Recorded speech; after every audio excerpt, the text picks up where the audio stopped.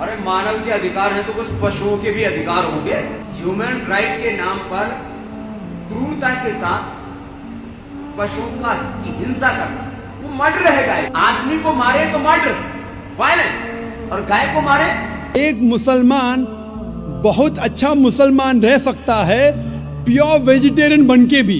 इस्लाम में ज़रूरी नहीं है कि आपको नॉनवेज खाना चाहिए, फ़र्ज नहीं है। लेकिन क्योंकि अल्लाह सुब्हाना व तआला ने हमें इजाज़त दी है, कुरान मजीद में लिखा है सूरह माइदा सूरा नंबर 5 आयत नंबर 1 में कि वो जानवर जो आपके लिए हलाल है 4 पाँव के, जो आपके लिए हलाल है उसको आप खा सकते हैं। लिखा है मनुस्मृति में चैप्टर नंबर 5 श्लोक नंबर 30 में, उसमें लिखा है कि ईश्वर ने कुछ जानवर बनाए खाने के लिए और कुछ जानवर को खा जाने के लिए।